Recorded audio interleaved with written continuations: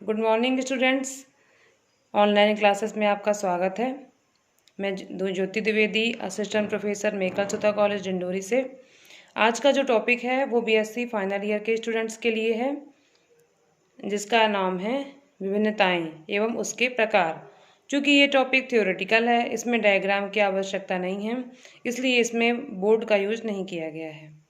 तो सबसे पहले हम देखते हैं कि टॉपिक क्या है। तो जो ये टॉपिक है वो है विभिन्नताएं।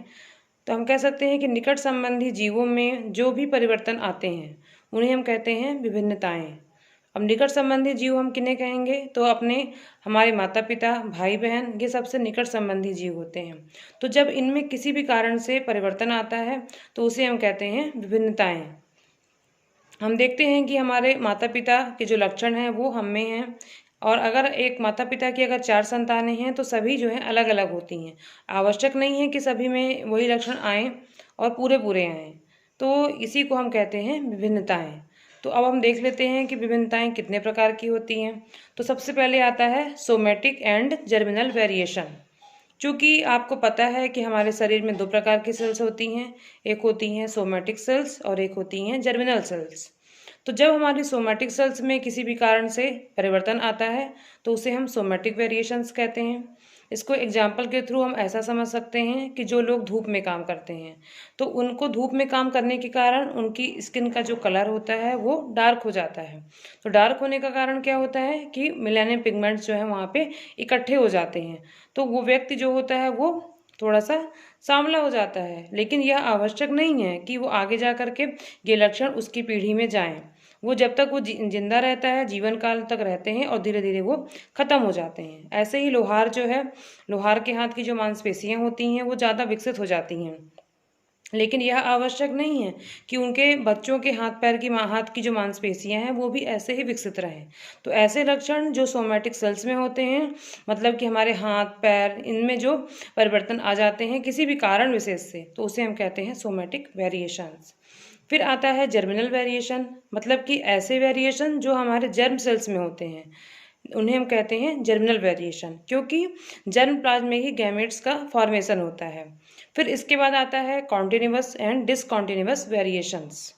कॉन्टिन्यूअस वेरिएशन हम किसे कहते हैं? ऐसे वेरिएशन जो कि एक सिरे से लेकर के दूसरे सिरे तक बिना किसी परिवर्तन के होते हैं, उन्हें हम कहते हैं कॉन्टिन्यूअस वेरिएशन।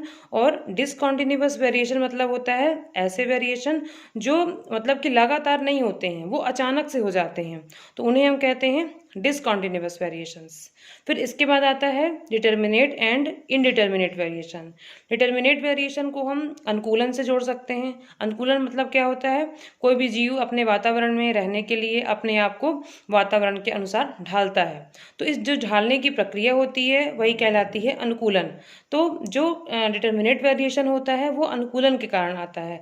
और फिर एक दूसरा है इनडिटर्मिनेट वेरिएशन, तो ये जो होता है ये म्यूटेशन के कारण आता है।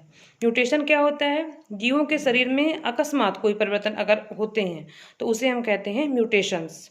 तो जो इनडिटर्मिनेट वेरिएशन है वो म्यूटेशन के कारण होता है जीवों में।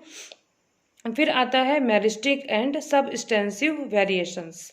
तो मेरिस्टिक वेरिएशन क्या होता है कि किसी भी जीव के शरीर में अंगों की 2 बार पुनरावृत्ति हो जाना, जैसे कि 5 के स्थान पे 6 उंगलियों का पाया जाना, या 5 के स्थान पे 3 या 4 उंगलियों का पाया जाना। मतलब कि अंगों की पुनरावृत्ति भी हो जाती है या तो उनकी संख्या कम भी हो जाती है। कभी कभी ऐसा भी होता है कि कोई जीव होता है उनके शरीर में एक ही किडनी होती है, तो ये कहलाते हैं मेरिस्टिक वेरिएशन। और सबस्टेंसिव वेरिएशन हम किन्हें कहेंगे?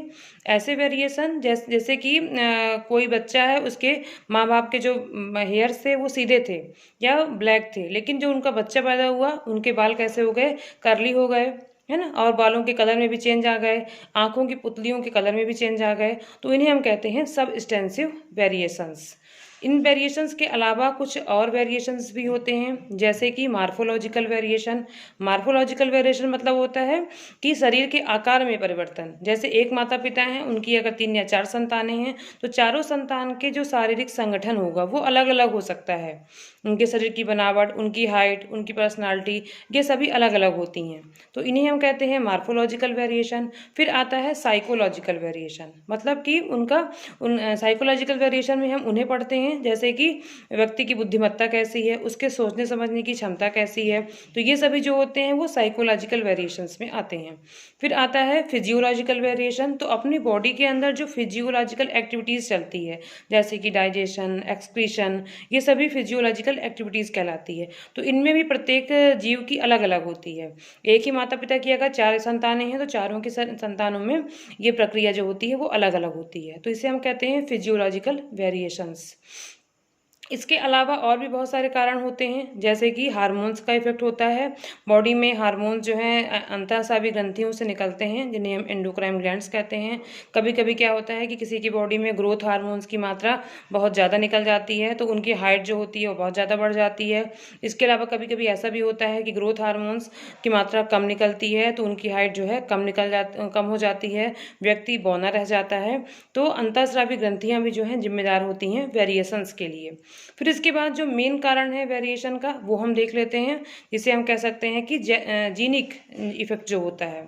तो सबसे पहले इसमें हम देख लेते हैं कि कौन कौन से ऐसे कारण होते हैं। तो इसमें से पहला है न्यूमेरिकल चेंज ऑफ क्रोमोसोम्स। चूँकि आपको पता है कि क्रोमोसोम्स क्या होते हैं, आनुवांशिकता के वाहक होते हैं, और क्रोमोसोम्स के ऊपर क्या पाया जाता है, जीन्स पाए जाते हैं, और जीन्स में प्रोटीन और न्यूक्लिक एसिड होता है, जिसके कारण लक्षण जो होते हैं एक पीढ़ी से दूसरी पीढ़ी में पहुंचते हैं। तो सबसे पहले इसमें है हेप्लॉइडी। आपको ये भी पता है कि जो क्रोमोसोम्स होते हैं हमेशा सेट में पाए जाते हैं। जैसे मनुष्य में कितने क्रोमोसोम होते हैं, 23 क्रोमोसोम सेट में होते हैं, और वैसे कितने होते हैं, 46 होते हैं। तो जब किसी कारण से किसी जीव के शरीर में एक क्रोमोसोम के सेट की संख्या कम हो जाए, मतलब कि अगर मान लो अपन मनुष्य में देखते हैं तो 23 के स्थान पे 22 हो जाए, तो इसे हम कहते हैं हेप्लॉइडी। तो चूंकि क्रोमोसोम्स की संख्या क्या हो रही है, कम हो रही है, तो व्यक्ति के शरीर में भी कुछ ना कुछ परिवर्तन आएगा। फिर आता है दूसरा है इसमें पॉलीप्लॉइडी। पॉलीप्लॉइडी में क्या होता है, क्रोमोसोम्स की संख्या, सेट की संख्या बढ़ जाती है। जब बढ़ जाती है तो कुछ ना कुछ उनके शरीर में किसी न किसी चीज़ की पुनरावृत्ति हो जाती है। तो ये जो कारण है ये वेरिएशंस के लिए जिम्मेदार होते हैं। इसके अलावा जो है क्रोमोसोम्स की संख्या में भी परिवर्तन होता है, जैसे कि मोनोसोमी।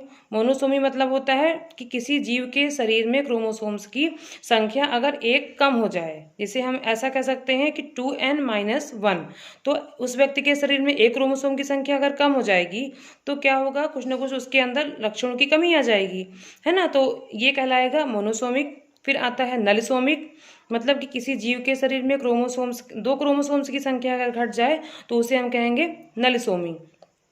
फिर इसके बाद आता है ट्राइसोमी। तो ट्राइसोमी में क्या होता है, क्रोमोसोम्स की संख्या जो है बढ़ जाती है, एक क्रोमोसोम्स की संख्या बढ़ जाती है, तो उसे हम कहते हैं ट्राइसोमी। और फिर आता है टेट्रासोमी, मतलब कि उसमें दो क्रोमोसोम्स की संख्या बढ़ जाती है। तो इस प्रकार से अगर क्रोमोसोम्स की संख्या घट जाए तो भी बॉडी में इफेक्ट आता है, और अगर क्रोमोसोम्स की संख्या जो है बढ़ जाती है या घट जाती है, जो भी होता है, तो उसके कारण जो है व्यक्ति की शरीर में कुछ ना कुछ परिवर्तन आ जाता है। फिर ये तो हो गया संख्या में परिवर्तन और सेट में परिवर्तन। इसके अलावा क्रोमोसोम्स में जो है संरचना में भी परिवर्तन आ जाता है, जिसके कारण व्यक्ति के शरीर में भी चेंजेस आते हैं। तो सबसे पहला है इसमें डिलीशन।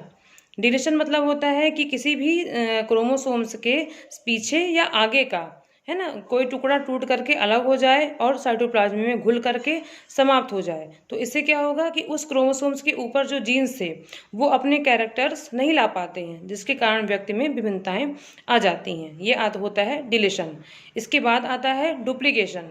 डुप्लीकेशन में क्या होता है कि एक ही जीन्स की दो बार पुनरावृत्ति हो जाती है ना। तो पुनरावृत्ति जब हो जाएगी तो एक ही लक्षण जो होगा वो दो बार आ जाएगा, तो इसे हम कहते हैं डुप्लीकेशन। फिर तीसरा है ट्रांसवर्जन। ट्रांसवर्जन में क्या होगा, ट्रांसलोकेशन में क्या होगा कि गुणसूत्रीय पदार्थों का आदान प्रदान हो जाता है, जिससे कि नए लक्षण वाली संततियां उत्पन्न हो जाती हैं। फिर है इन्वर्जन। इन्वर्जन में क्या होता है कि कोई क्रोमोसोम जो है वो लंबा है, उसके बाद वो 180 अंश घूम जाता है, और 180 अंश घूमने के बाद जो वो वापस सीधा होता है तो उसके जो लक्षण होते हैं वो भी परिवर्तित हो जाते हैं, मतलब कि जीन्स की जो संरचना होती है वो यहाँ वहाँ हो जाती है। तो इस प्रकार से उनमें भी जो है वेरिएशंस आ जाते हैं। इस प्रकार आप लोगों ने देखा कि वेरिएशंस क्या होते हैं, वेरिएशंस किस कारण से होते हैं और वेरिएशंस के प्रकार क्या हैं, और ये वेरिएशन जो हैं ये आनुवांशिकता में बहुत ज़्यादा इम्पॉर्टेंट रोल अदा करते हैं। तो ये अब आप बताइएगा कि इसमें कुछ समस्या है आपको या कुछ भी जानकारी लेना है तो आप क्वेश्चन जो है इसमें कमेंट्स कर सकते हैं। धन्यवाद।